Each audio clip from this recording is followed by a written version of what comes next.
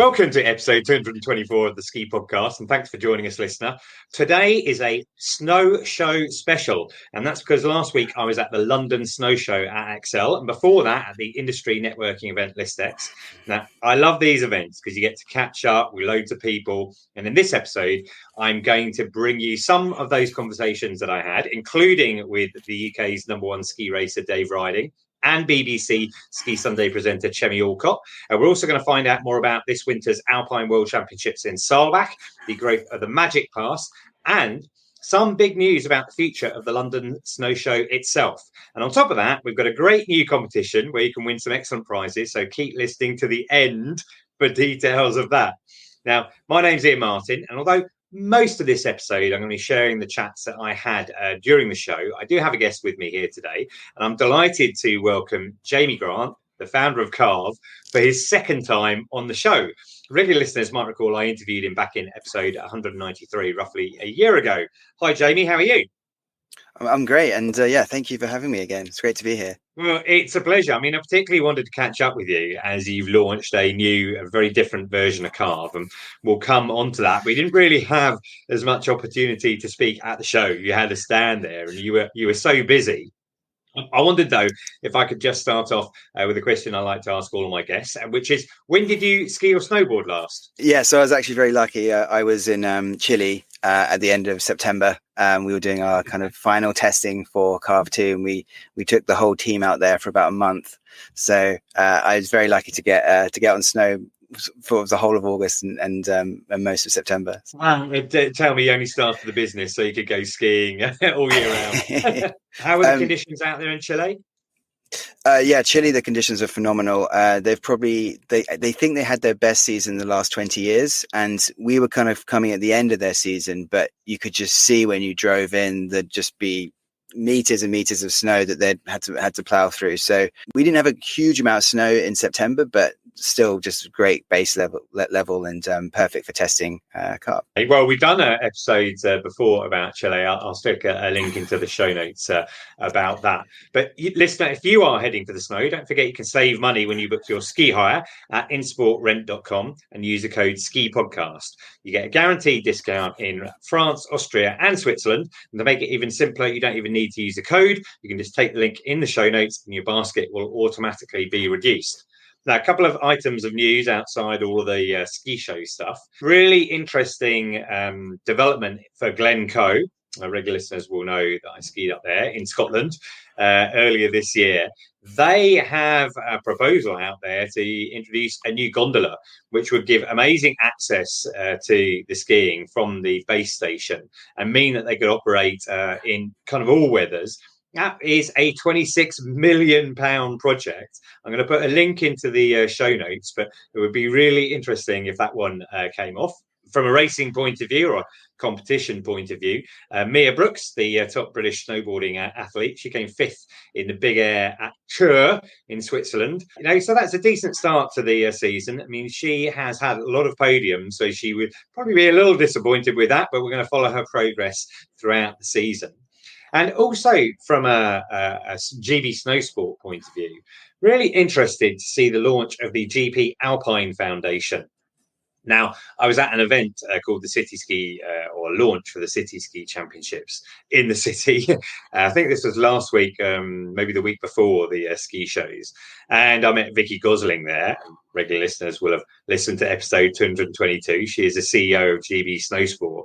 And she was telling me at the time about launching this foundation. And they're basically looking to try and tap high net worth individuals to get them to donate to help the Alpine team. Because all of that funding that GB Snowsport have is ring fenced for Pipe and Park, for the freestylers. Dave Ryding, Billy Major and Laurie Taylor subsisting on a really small amount of money. Well, that's gone incredibly well already. And that foundation has already raised double Dave Ryding's existing funding, which is fantastic news. Let's track back a little bit to the London show. Racing was a big theme of the show, and Dave Ryding was the main draw. It was really great to see queues of people waiting to get his autographs, both on his stand and after he did an interview with Chemmy Alcott. on the end of Sunday. I mean, I kind of found it interesting because you'd see him walking around, although the queues were big. You know, if he was in Austria, he would be mobbed. Whereas he can kind of walk around the London Ski Show, and you like some people know who he is, but some people just haven't got a clue. Anyway, I did have a chat with Dave, so let's have a listen to that. With Dave Ryding at the London Ski Show, really nice to see a massive queue of people waiting to get an autograph with you just now. Yeah, thankfully some people showed up, No, but it's nice. It's nice to know that people enjoy watching the sport and enjoy my journey over the last 10 years on Eurosport and Ski Sunday. So, yeah, a lot of people know my story, and I think they appreciate, just having a photo. So that's nice. And you're about to go on the stage here for a chat with Chemmy, you can hear in the background. Yeah. Big news for this year, I guess, is that you've changed skis. You're on head skis. How's that working out? Still getting to grips with them?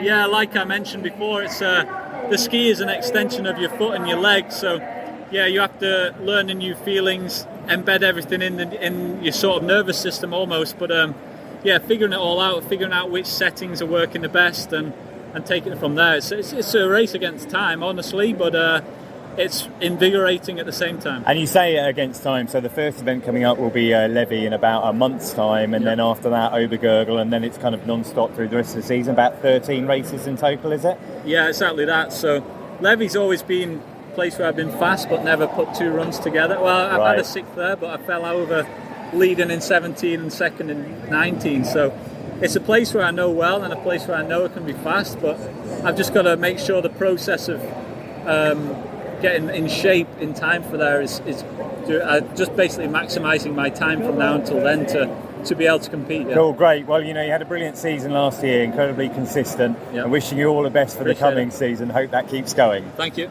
Chemmy Alcott interviewed Dave on the main stage, and earlier in the day I interviewed Chemmy as well to get her sense of what she sees going on in the World Cup racing for this winter. I'm here with Chemmy Alcott from BBC Ski Sunday.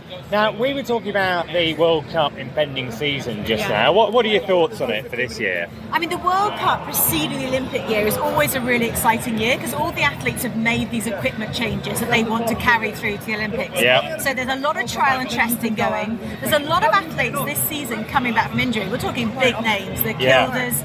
Schifrin, I know, won a couple of World Cups at the end of last season, but she did have that injury. We've got Petra Vlhova back. We've got Marco Schwartz. We've got two athletes really back because Lucas Brathen took time out for mentally to get back in the sport, having won the Crystal Globe for Norway. He's now back for his mother's land of Brazil. We were going to have a Brazilian World Cup winner this year. Yeah, they've never had a podium or anything like that. And you're saying he's going to win? The guy has immense talent. And what about just chuck it in another direction? Are we going to see like a Netherlands podium as well? I mean, Hirscher is back. Actually, I've seen quite a lot of footage of his comeback, and he's not on fire as much as you'd think he is. I mean, don't forget, it's quite a few years since he retired, but FIS have made a rule, not for Hirscher, but it happens to coincide with his comeback, that Hirscher will start 31 in the World Cup races because of his achievements in the sport and the fact that he's only recently retired. So that's why this chat has started about Lindsey Vonn. I mean, she's got new knees, she's got passion for the sport, but she's been retired a long time, but she was spotted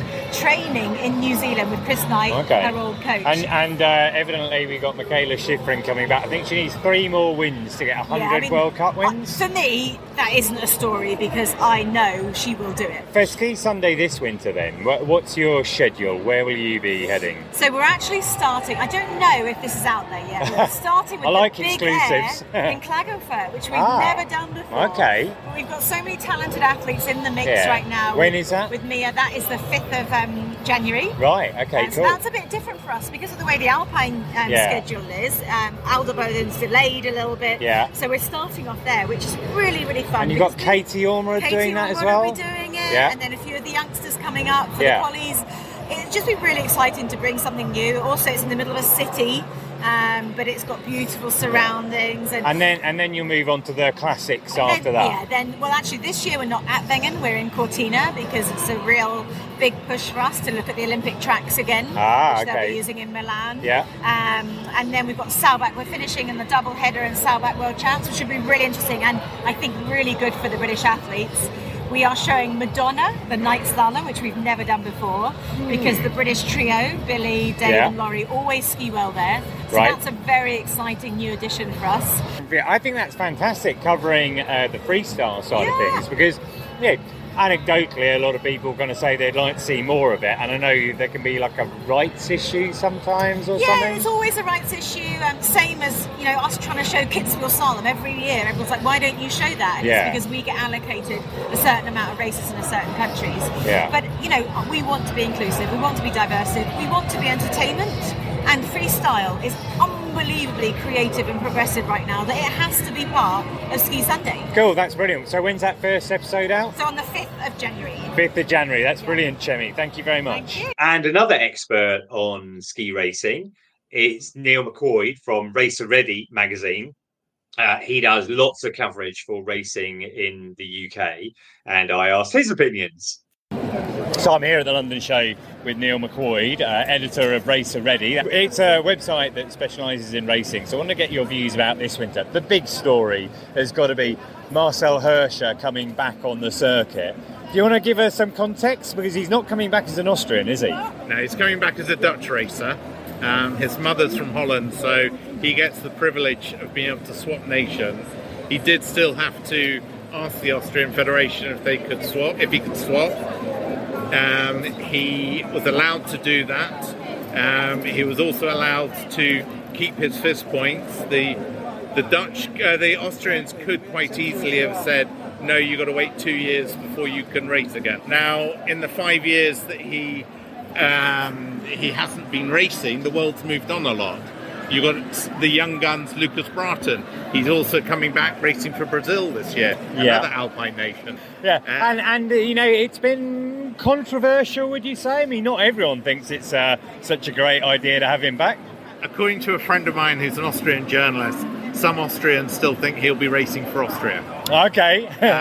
The Dutch haven't really bought into it yet. So that'll be a really interesting story to follow. And then just in respect to the Brits, I'd love to ask you, while you're here. So evidently last year, Dave, Billy, Laurie, collectively they had their best season ever. Dave was consistently coming in the top 5, top 10. Do you see that happening again this winter? If you see the videos of him training on the indoor halls, he is looking a lot smoother, a lot more aggressive. And for a 37-year-old, about to be 38, he puts a lot of younger racers to shame.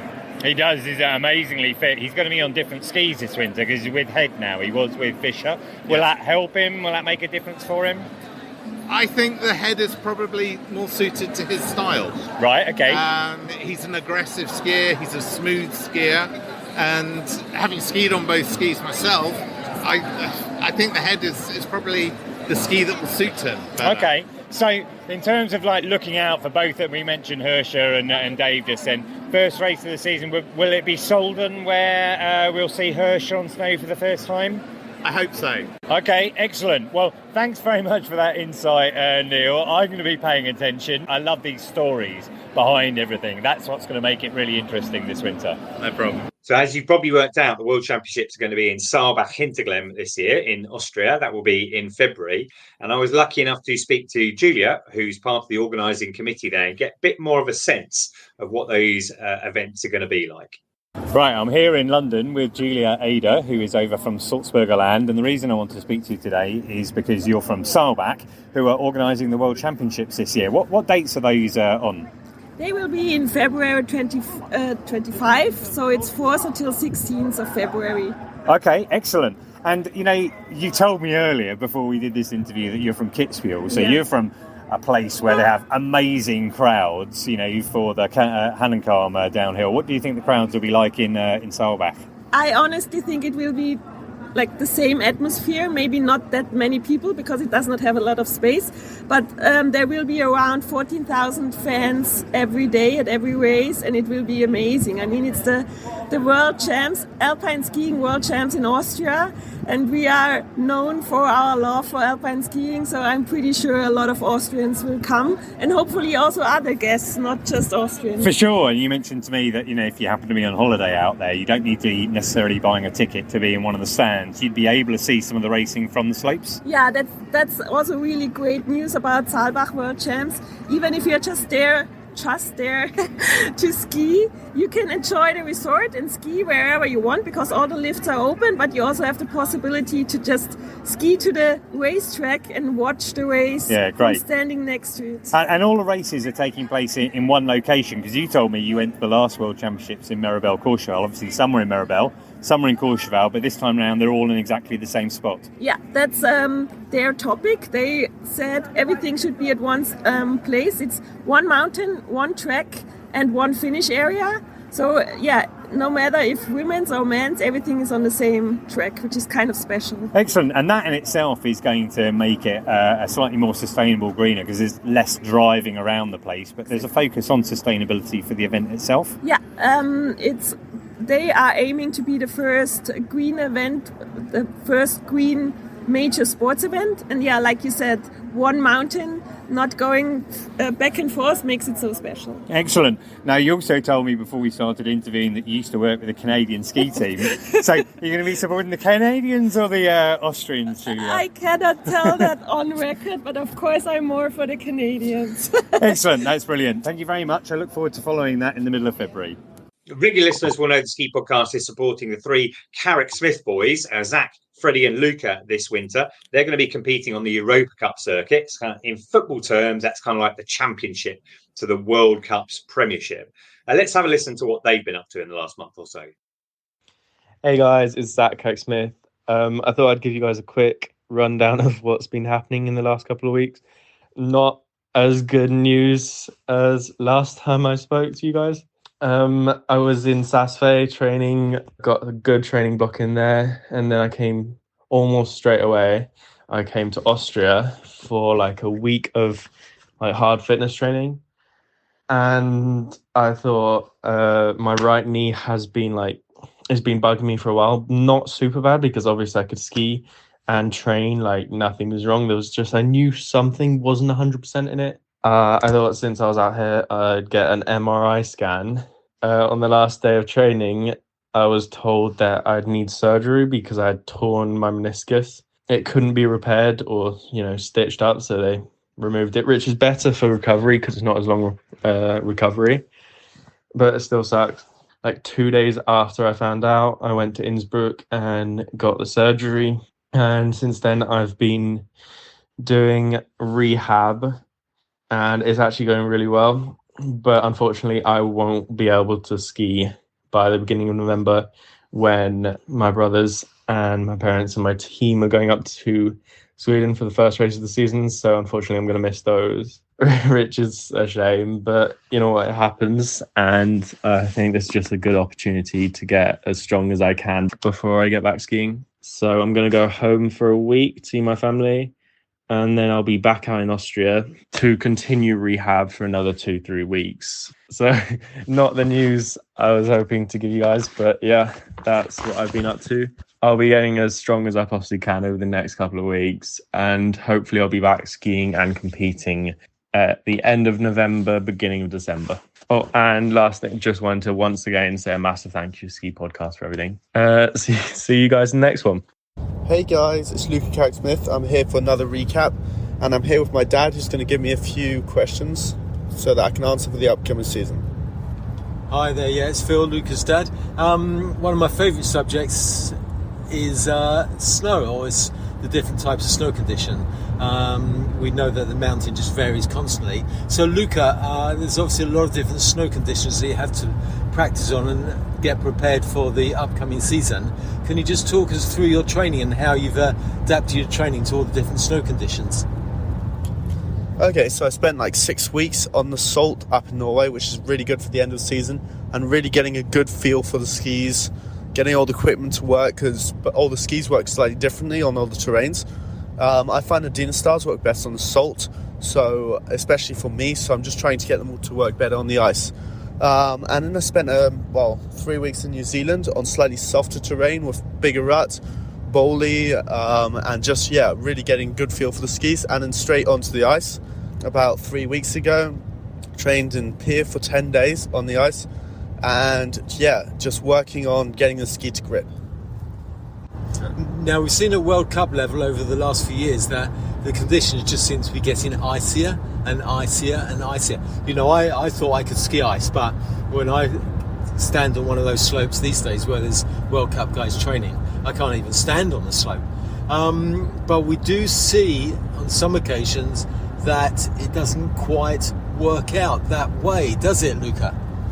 Yeah, sometimes, especially probably about 50% of the time in slalom races, the second run is always softer, salty conditions where basically the order can flip. Like we saw in February in Chamonix, where Daniel Yule went from 30th to 1st, and there was nothing anyone else could do about it. The snow was salted, it was warm, so it made it possible, all the times were tight, and it made it possible for you just to go straight to the top. Do you plan to expect different conditions? I always remember a good friend of mine, he said he was practicing, training, and then he got to the race and it would be completely different to how he'd been training. How do you prepare for those eventualities? I think the best thing to do is just get on as many different type of terrain, snow, conditions that you can, and just get run after run, nailing it. I think that's probably the best thing to do, and just focus on the connection of the mountain. And just to finish off, how are you looking forward to this winter? Yeah, I can't wait. Heading up to Norway and Sweden in about 4 days' time, and can't wait to see how it goes. Hello guys, it's Freddy Carrick-Smith here. I thought I'd run you guys through what I've been up to recently. So I was skiing in Saasvej for 4 days. Conditions were pretty good, a little bit soft, but it's always good to work on soft snow. So that was amazing. And then after Saasvej, I came back home for a week. I got stuck into fitness, gym, cycling. And then after the week, I went to Morocco just for 5 days. And then that was amazing, just surfing and fitness and just to visit a new place. Now, just getting packed up, ready to head over to Austria for some fitness. And then I head to Sweden to warm up for the first Europe Cup in Levi. Thanks, guys, for listening, and I'll talk to you on the next ski podcast. As well as catching up with people, I was on the main stage myself on Saturday when I gave a presentation about how you can ski flight free. Regular listeners will know Ski Flight Free. You can find it at skiflightfree.org. And that's my campaign to encourage more skiers to look at other ways of getting to the Alps than flying, evidently for global warming and climate change reasons. I explained as well my decision not to fly this year, and actually I'm going to extend that into 2025 as well.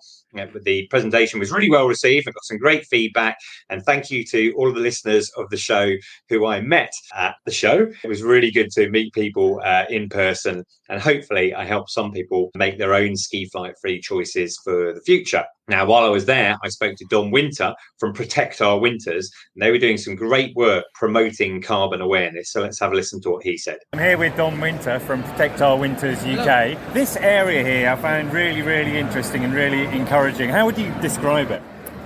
So we've called it Educate Today to Protect Tomorrow, and we've got several activities that we here at Protect Our Winters can help people learn a little bit more about the impacts of climate change on the outdoors, about what causes it, and take some commitments to help with the future of that. Yeah, just over here, it's very kind of interactive, isn't it? Yeah. You've got ways that people can kind of pick a token and then choose how they're going to make a difference themselves. That's right. So at the end of the journey, we want everyone to commit to take one of 4 different actions to help with climate change and take away a flyer to learn more and follow powers. And this is really interesting. It's kind of like a set of higher or lower cards.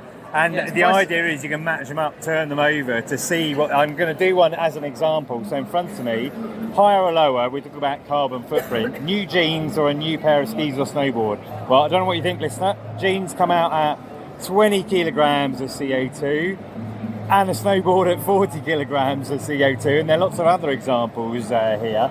I mean, I guess this is a pretty direct way of getting people to understand how the choices they make a difference. Yeah, exactly that. So it's as much a discussion point that this is sort of the average. You find out what are the things you can do to really help, and discussing around that some snowboards are better than that, some skis are better than that. So it's a chance to point out that often these numbers are there for you to look at if you're making a decision. And to help people make decisions. I mean, on the equipment episodes we've done, we're constantly looking at new levels of sustainability that brands or, let's say, tour operators, etc., are bringing in. And for me, it's really important that, helping the consumer to understand the differences will inform their choices, right? You've got a benchmark, and then you kind of understand whether that's a big change they've made or not. Yeah, brilliant. Well, it's fantastic that you're doing all of this. I'm going to be just next door doing a presentation about train travel a little bit later on. Hopefully, I'll be able to direct a few people back over here later. That's great, Dom. Thank you. You can find a link in the show notes to the carbon literacy courses that Protect Our Winters are running. Now, another company doing great work on sustainability is Inghams. They are celebrating their 90th anniversary this year. Now, we don't mention it in this interview, but I found out that they are sending all of their winter staff by train to resort this winter, which is fantastic. They want to reduce their emissions, cut their flights, and it's really good to see a company walking the walk as well as talking the talk. Anyway, I spoke to Helen Taylor from the company, not about that, but about their 90th birthday. Right, I'm here with Helen Taylor from Inghams. We're just standing next to the Inghams stand at the moment. Very busy, lots of people queuing up to try and win things, but it's a special year for Inghams, isn't it? It is. We're celebrating our 90th birthday this year. So it was back in 1934 when Walter Ingham took his first ski trip out to the Tyrol. Yeah, there are not many companies that have managed to keep going that long. There's a special deal if people want to buy holidays this year? Absolutely. So we're celebrating 90 years by offering £90 off all ski holidays until end of October. So have you just put all your prices up by £90 to cover for that? Absolutely not, no. We're taking a bit of a hit on that one, but we wanted to celebrate with our customers, so yeah. It's a brilliant way to do it. And so you also told me that you are going to follow in Walter Ingham's path for that first trip when he took people 90 years ago in 1934. Where are you going? Yeah, so we're taking some journalists out to St Anton in December. We're going to take the train like how Walter did back in 1934, straight into resort. So the train goes right into resort in St Anton, which is great. Yeah, it's an amazing station there. I've done that journey a few times myself, and I'm guessing when he went out there in 1934, there probably weren't even any lifts. So I presume you're going to be walking up the mountains, are you, while you're there, Helen? I might walk up one of the bunny hills, maybe. But no, we'll definitely be taking the lifts, not doing it as hardcore as Walter. Cool, well, congratulations on 90 years in the ski industry. You know, my parents started skiing back in the 60s, and they went with Inghams, then, and people are still taking holidays with Inghams, 90 years later. So thanks very much, Helen. Thank you. Also at the show was Lesley McKenna, the ex-Olympic snowboarder and GB Snowsport coach. She was talking about her wandering workshops. Regular listeners will know her from episode 191 when I covered her career. The wandering workshops are in Aviemore, and I spoke to her about those and kind of her concept for ski touring. Right, I'm here at the show with Lesley McKenna. Just seen a fantastic film in your presentation now. Was it called The Wandering? It's The Wandering film, we call it, yeah. Right, and the contributions in there were amazing. How did you get that put together? So we really wanted to make a film, myself and my wandering workshop partner in crime, Hannah Bailey, that really captured the meaningfulness part of touring. So I reached out to some of my friends and the people that I shared my professional career with, both skiers and snowboarders, and said, we want to make this really nice film, heartfelt film about what touring means. Are you keen? Do you have any shots? And really this film is the culmination of those musings. So they're really intimate, they're really special, and it's really heartfelt. So to put the film together in that way was just lovely. That's not how films are usually made. And then, even better, a couple of friends, a friend of Hannah, Jenny Sturgeon, who's an amazing Scottish musician, contributed some music, the first track. And then Santi Gold, who's married to Trevor Andrews, who was another snowboarding peer of mine, who's a very successful musician. Obviously Santi Gold's a huge celebrity.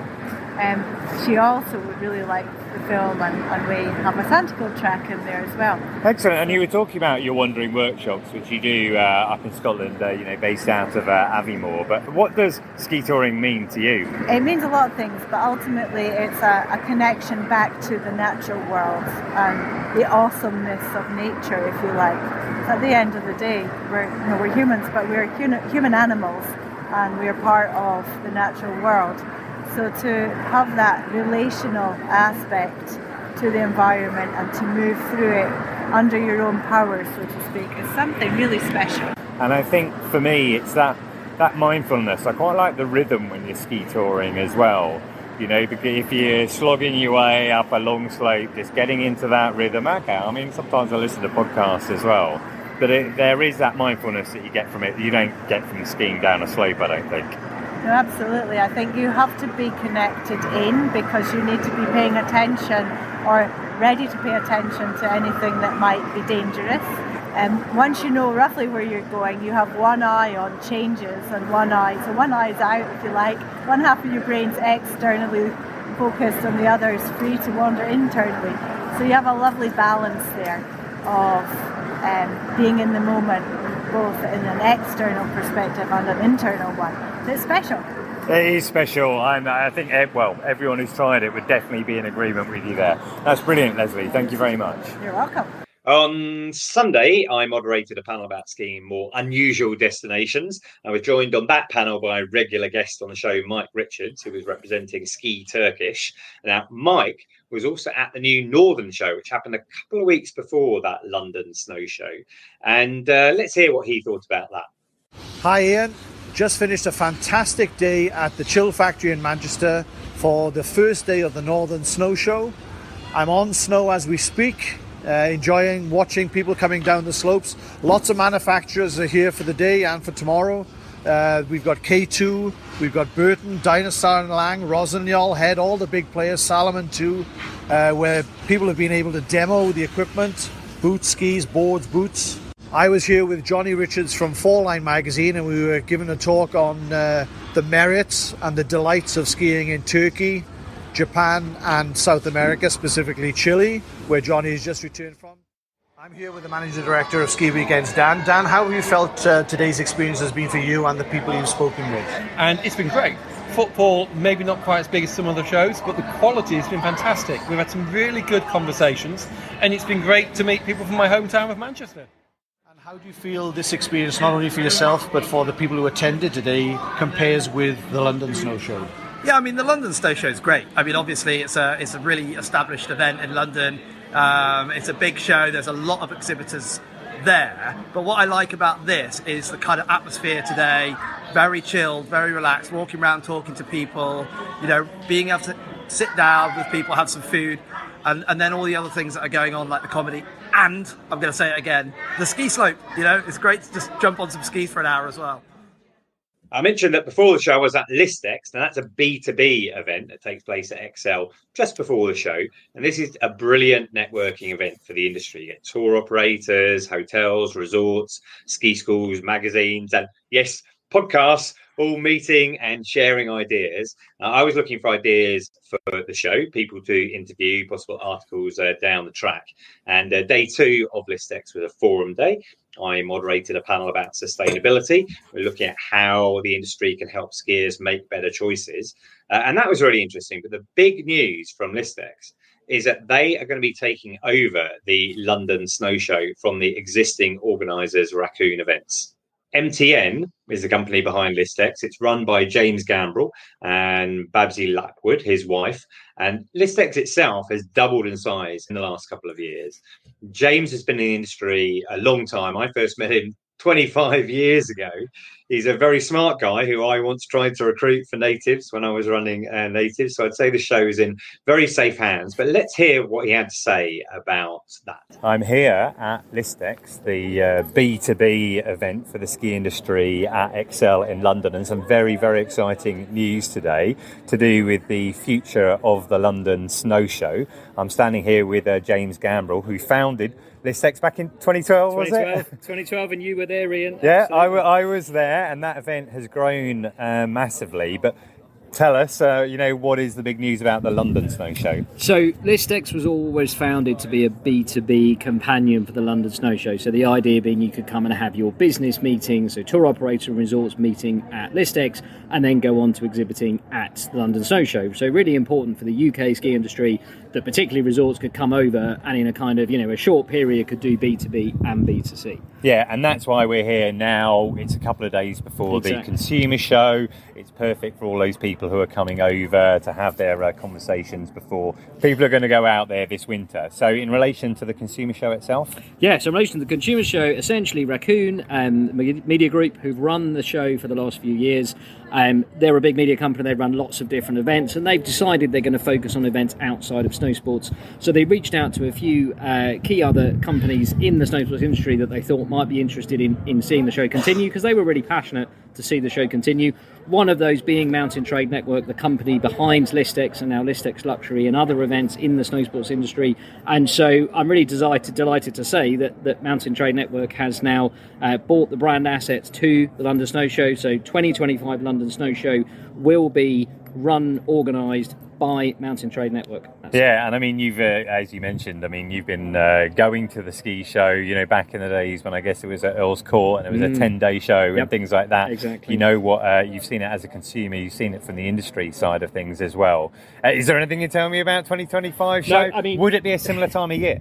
It will be a similar time of year. I think the only thing we know definitely for next year is that it will be in October. Obviously, I think that works as a time for both LISTEX and the show.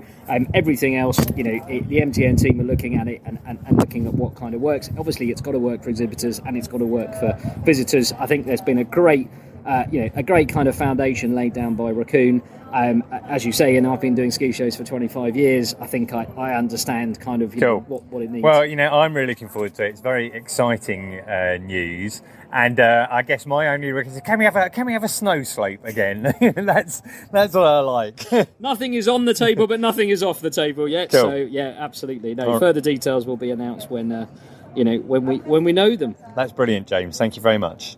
So it's very, very early stages in relation to LISTEX MTN taking over the London show.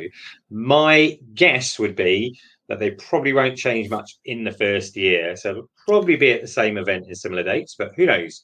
We'll see about that. Now, Jamie, thank you very much for waiting. I'd love to turn back to you. You were super busy at the show. I didn't have the chance to speak to you in detail. Back in episode 193, we discussed how you develop CARV when you were at Imperial College about 10 years ago. You've won a bunch of awards along the way. You've been through loads of rounds of funding. But there was some huge news earlier this month about the launch of CARV 2. What is different about CARV 2 then? Yeah, so the big thing about CARV 2 is it's so much more accessible. So the first thing you'll see when you look at the product is it just fits onto the boot. So whereas before with CARV 1, if you remember, you have a unit that fits inside your boot to measure the pressure and the motion, and then that has a tracker on the top. And what we've done with CARV 2 is we've removed the part inside, and you just have the unit on top.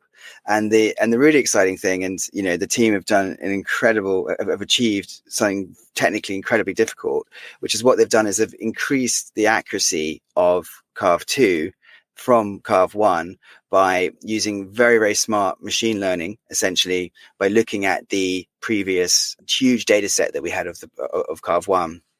We use that to learn exactly how a ski boot moves. And then we use that to, just with the motion, we can basically understand everything that we need to measure how you're skiing.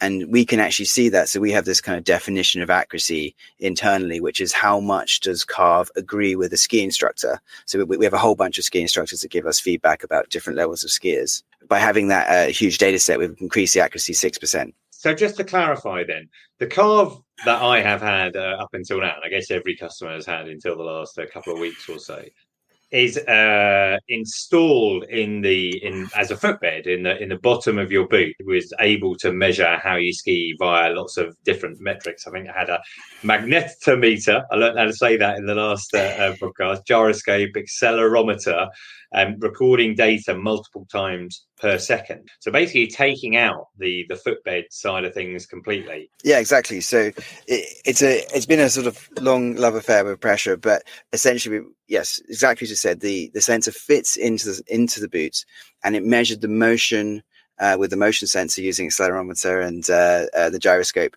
And then we also had obviously that layer of pressure sensors. The interesting thing about pressure is it works in certain circumstances when everything is set up very well in the boot. But there's many cases where you imagine when you lean forward, you actually can take pressure off the front of the sensor and put more weight on the back. We would always kind of find ourselves doing clever things to make pressure work, to get it to the best case we were, because we had to work across all these different types of boots.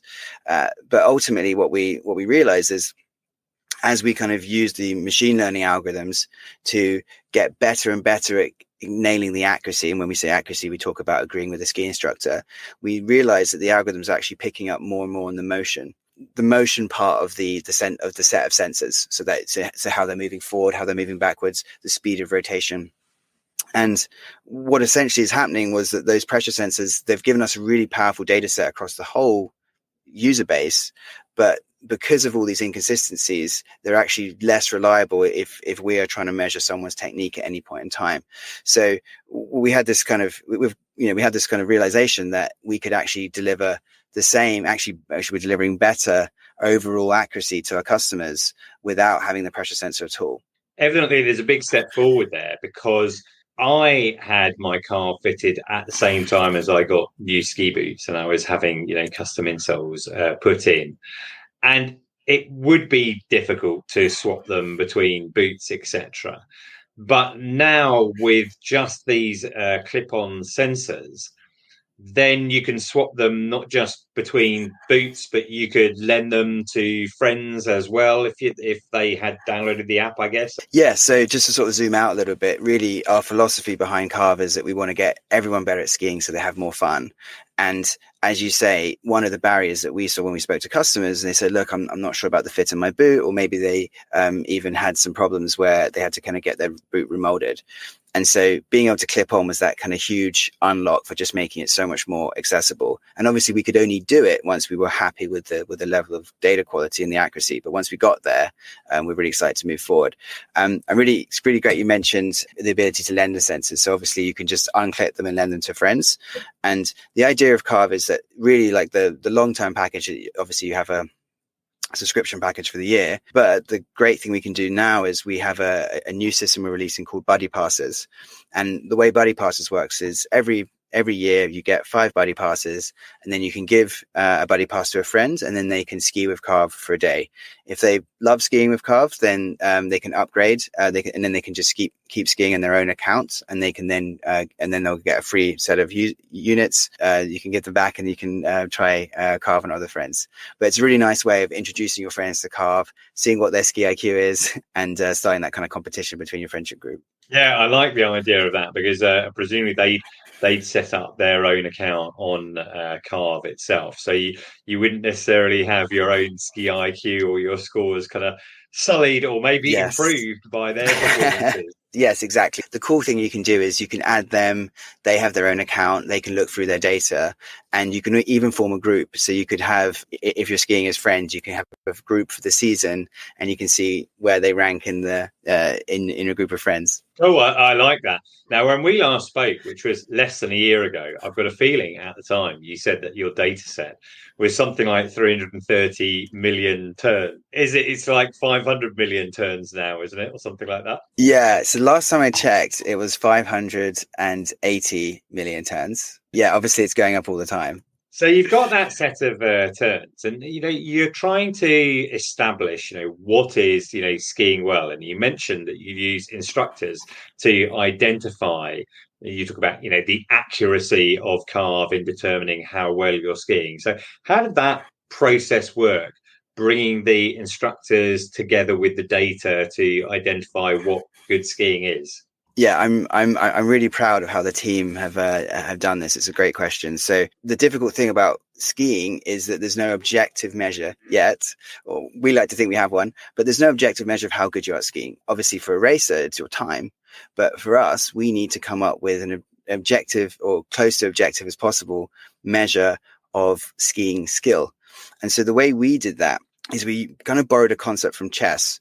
So if you've played chess, there's what's called the ELO ranking. And basically when you have two chess players, when they play each other, there's a system that works out the overall ranking based on if one is better than the other. And so the way that works is you have two kind of side-by-side people. And we try and copy that whole thing. So what we do is we use the same concept, and we had this this website called Ski Mash. So we have tens of thousands of videos from our customers where we have a video of someone skiing, and we also have all the data. And we obviously need to try and understand how good that skiing is. We work with these top instructors, only a very few instructors with the highest qualifications, and they're given two skiers side by side, two videos, and they have to choose the skier that is the best. So it's almost like a chess game where the instructor is the adjudicator. And sometimes they disagree, but the system essentially runs that through. And, we've got tens of thousands of sessions. There's been hundreds of thousands of comparisons. And so you have all these comparisons, and basically what happens is you get a very, very good understanding of how good that level of data is. Then once we have essentially the ranking of all the skiers, we can then essentially check when we have a ski IQ algorithm that is agreeing with the instructors. So if you imagine our data science team, they're constantly speaking to instructors, trying to understand what instructors are looking for, then extracting that concept into a metric. So every time you finish the ski turn, you create sort of 10 metrics, things like edge angle, edge similarity, and the exact design of those metrics has worked very closely with ski instructors. And so we build all those metrics up into your ski IQ score, which is our measure of skiing technique. And then we basically look for how close ski IQ agrees with the instructor labeled data set. And the really exciting thing is our new ski IQ algorithm with just the CARV 2 sensor on the top of the boot is 6% more accurate than the last year's algorithm. That's really interesting to hear that. You mentioned ski IQ, and as a user of the CARV, to me, that's the most exciting part of it, that gamification, where you can look at the league tables of a resort or a country by day or by week or by season and see where you rank in there. But one of the things I didn't actually get to speak to you on the stand, I think it was one of your colleagues told me that are you going to be able to produce a different ski IQ depending on terrain from now on? It can automatically direct the type of terrain you're on? Yes, so that's another really great outcome we have from the new algorithms this year, is that this year we'll be measuring the terrain you're on and then scoring you for that level of terrain. So previously, it was a little bit of a deflating experience to go off-piste with CARV. You'd essentially go off-piste, you'd go into some moguls or, some deep powder. You'd think, wow, I skied an incredible run. And then CARV would then say that your ski IQ is 30 points lower than your normal ski IQ. So a good ski IQ for me would be 140. If I went off-piste, I might get 110 or even 100, maybe even 90. And so that's obviously a very disappointing experience, and you have actually skied really well. And the reason was that we didn't try and do it off piste is because it's very difficult, because when you're off piste, the terrain, it's not just a flat surface you're on, the terrain could be doing anything. We intentionally just focused on groomed piste to start off with, but after a lot of work in Chile, so it's great. It was good. There was good off piste skiing there. That's one of the reasons we went there. We collected a big enough data set, and also with our large data set from users, where we could start classifying the terrain. So we know the terrain type. So when you enter off piste, CARV basically will say either it's cruddy terrain or variable terrain, we call it, either it's deep powder or it's moguls. And once we know your terrain, then we change essentially the game so that we score you for that terrain. And so if you're skiing deep powder, then you'll get like a score that's 150.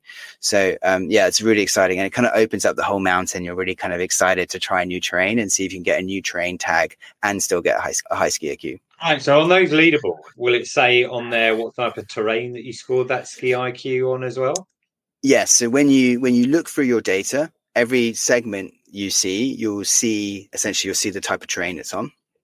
And then when you go to the leaderboard, there's the global leaderboard where people can score on any terrain. So you could get like an amazing score on powder, but then we're also going to have a filter. So you can filter by terrain.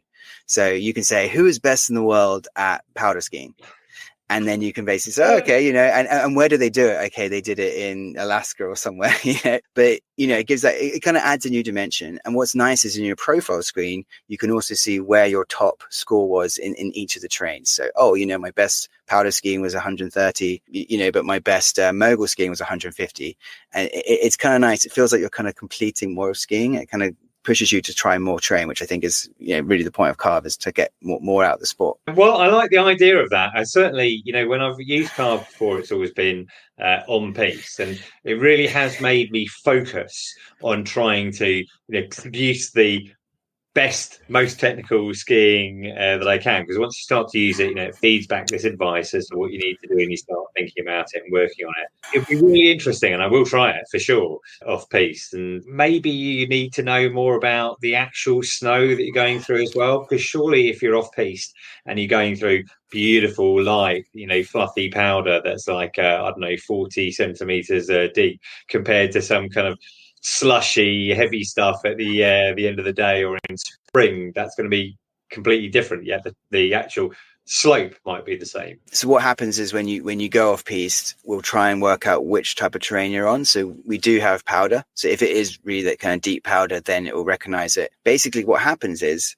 the system then scores you compared to all the skiers that we know that are skiing deep powder. And so if you're skiing like the best skier that is recognized by the ski mash system, then you're going to get a very high score. You made a good point about variable terrain. So with the variable terrain, we basically take all the variable terrain and then we say, are you skiing well?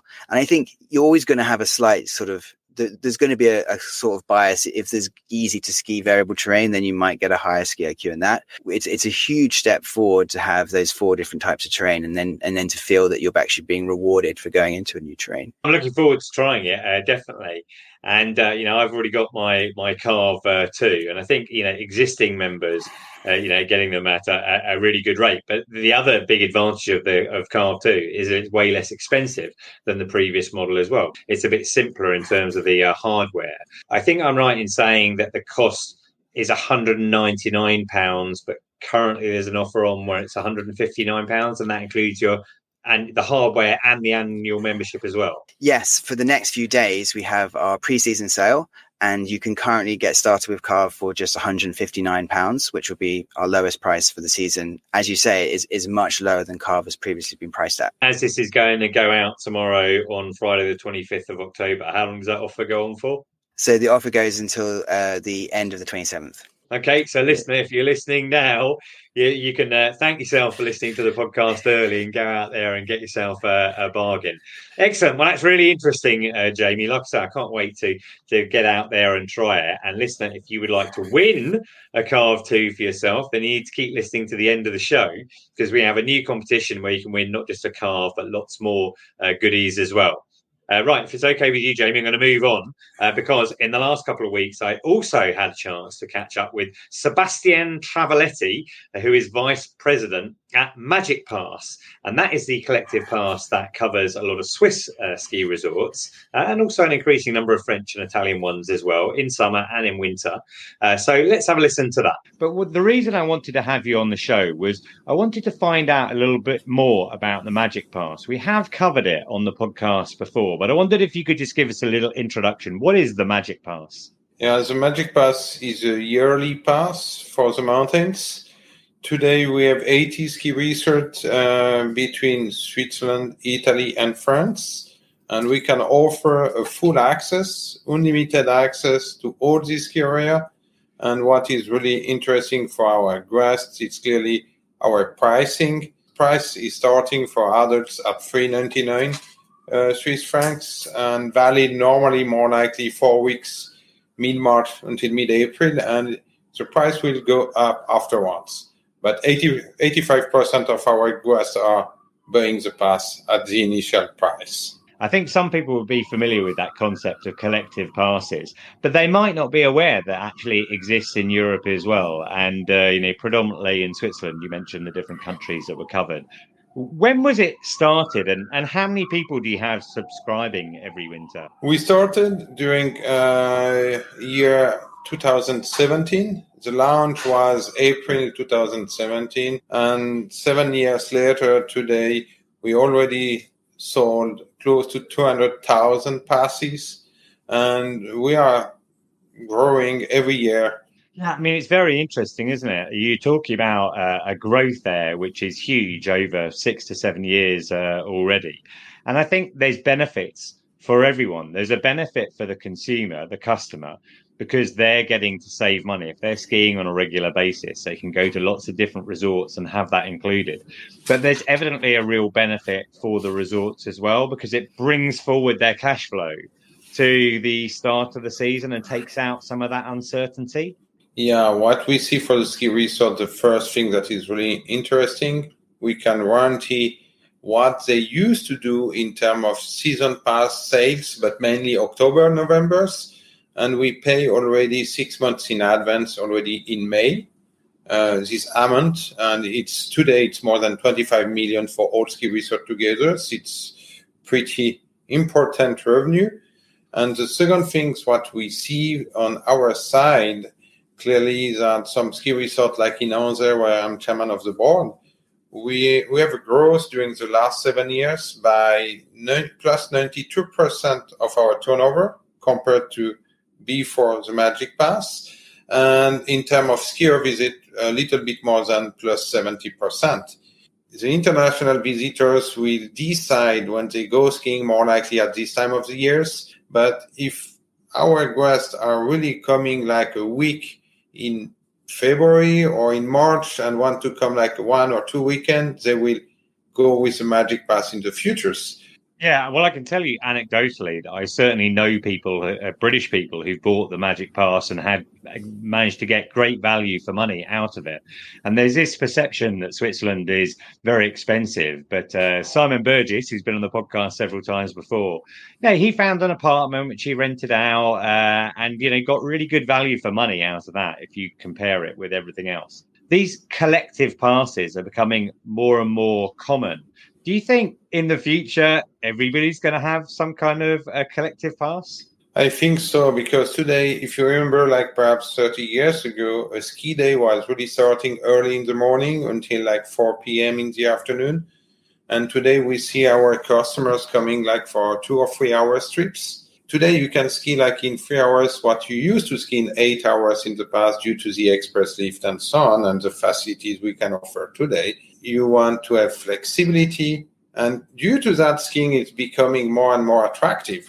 And we need to do that to be attractive. If we don't do it, we will lose market shares and we will lose many, many skiers that will just store the ski in the cave or in the garage and never take out. And the market will do like what in Europe we do what has been done in US with Epic and Icon Pass, and you see more and more passes in that directions. Yeah, well, that is very interesting, Sebastian, to hear your view on the future there. And I think that you're right. The ski industry needs to innovate because we have a lot of challenges with an aging population and so many other activities that people can do very easily. So innovations like the Magic Pass, definitely a great idea. And I'm sure that there will be an increase in international buyers of those. And I will make sure I put a link in the show notes to that. So thank you very much for your time today and have a great winter. You are welcome. And we are looking for a good and snowy winter. Thanks so much.